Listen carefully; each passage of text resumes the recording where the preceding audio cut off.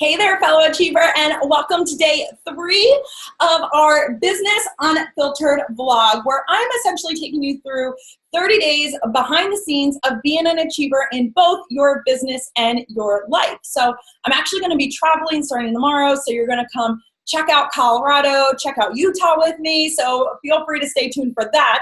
However, today what I want to talk about is the biggest struggle that I have with my ideal clients. Maybe you have this struggle too, because here's the truth. Let's be totally real about this, is the fact that yes, we love our ideal clients, and we've written out all the things that make our ideal clients absolutely perfect to be working with us.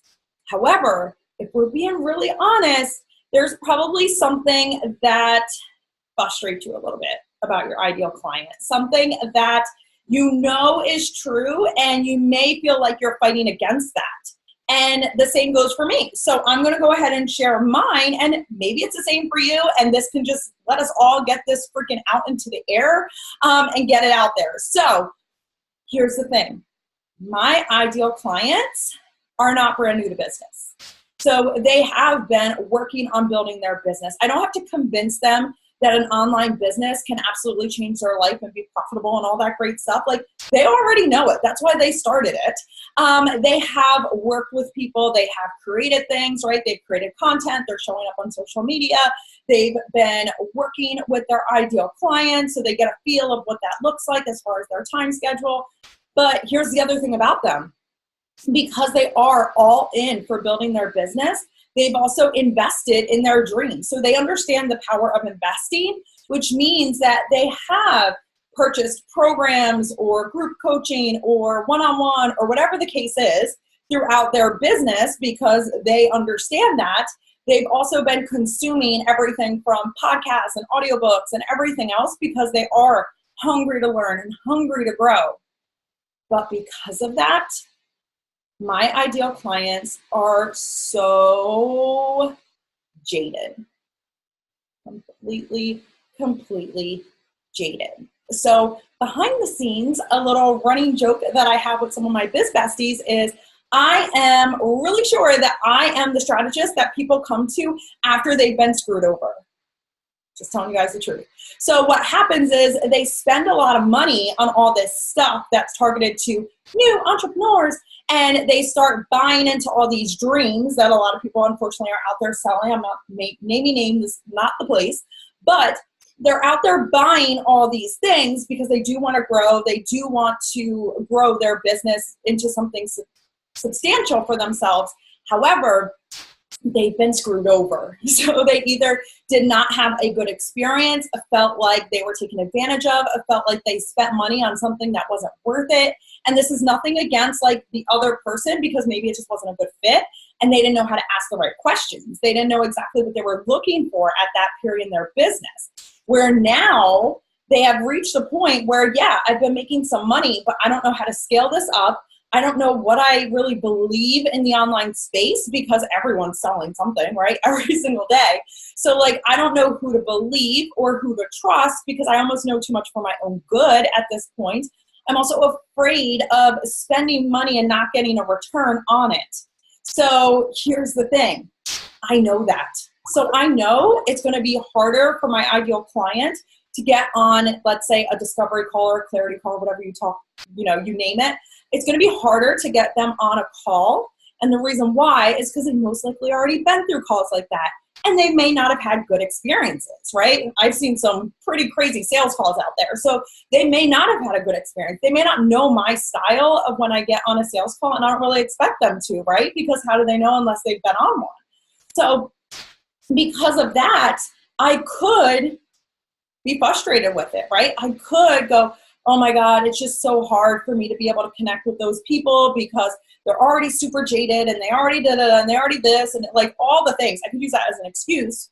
Or I could show up anyway. I could go out there and seek my people out and know that the right people will come to me when it's their time. When they have grown that know, like, trust factor with me, which means it's going to take them longer than maybe somebody newer in business, because they do know a bunch of different people out there. So what makes me different than everything else in their ear? we have to grow that relationship longer, which means my timeline of, new lead to client or new lead to person in my membership community, it may be longer than other people because of who my ideal client is. And I love that, okay? I love it because they appreciate me, because they know the difference once they come into one of my programs or they work with me one-on-one, especially. Like, once they dive in and they're like, holy crap, like, she's the real deal. And I'm not just like being super, I don't know, what is it, like overconfident or whatever the case is. Like, I just know how to serve my ideal client. Like, and you do too, when you really dial it down on what you do. So because of that, I know that when they work with me or when they purchase a program or whatever the case is, that they are going to have an experience that completely changes the way they invest in their business, that they're going to know, okay, like, I am now open to investing again. Like, it's going to change and make this shift for them. And the same thing happened to me in my business. So I completely get it. So the reason why I'm sharing this is because your people are most likely jaded too, in one way or another. So if you are in, let's say, the mindset space, then I want you to think about how many books, seminars, YouTube videos people have watched about, like, fix your mindset, all that, and their life is still crappy. So then when you come in and you're like, I have this program or this one-on-one or whatever the case is, and you're selling that to them, they're jaded coming in because they've already tried things and it didn't work. Same thing if you're in the health and wellness space. People are being sold crap all day long in that space, right? So like these supplements and artificial and this and that and like the meal plans. So yeah, I've been sold a ton of meal plans that just tell me to eat chicken and broccoli for every meal of the day. Of course I didn't stick with it.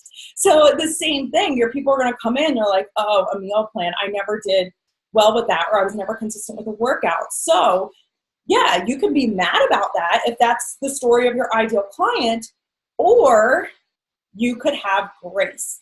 You could understand that, you know what, most likely you've been there as well, so go back to where you started from, or the fact that you have the power to change that story for them. If you are truly good at what you do, which I believe you are, then you have the power to go out there and show them how it can be different. So just like, yes, like it does fire me up inside when I see people who have been burned in the industry, that have invested in a lot of things, and I know they're super jaded by the time they get to me, and they are worried and they have a whole different fear than they did starting out. But I also know they ask the best freaking questions on our calls, like real tangible kind of questions, because they're done playing around, which also means by the time they get to me, they're ready to go. I don't have to convince anyone to show up, which is why my clients get the results that they do. So how can you turn that around in your business? If you have an audience that is jaded in some way around your business, how can you flip that? How can you talk about that in your emails? How can you talk about that in your sales process? How can you change maybe your discovery calls that makes those people feel comfortable, that honors them where they're at and isn't forcing them into a sale? Like, what can you do to actually make that a positive in your business instead of holding you back? So I want you to really think about that today. I wanted to share who, my person is and, the struggle that I have, but also the fact that any struggle you have in your business can be overcome. It's all a choice. So what choice are you making for yourself and your ideal clients? Are you willing to give them grace? Are you willing to, if it needs to be a longer length of time that they need to know, like, and trust you in the online space, like, are you willing to give that? Are you willing to give value regardless and not just look for this quick, like, where's the fastest ROI and the quick, like, clients and everything? They've been on my list for a week. Why didn't they buy? Well, because they don't know who you are yet, right? So you have to be able to honor that and trust that with your ideal clients. So your call to action today is, what is your biggest struggle with your ideal clients? So what are they jaded about? Go ahead, let me know in the comments, because I want you to get very aware of that so that you can start honoring them where they're at and creating content that does address that struggle that they have. that feeling of being jaded that they have, it's your job to get out there and start addressing it. So let's get clear on what their struggle is so that you can go ahead and work your business from that point. So I'll see you tomorrow, day 4, probably from the airport or when we land in Colorado. So I'll see you then.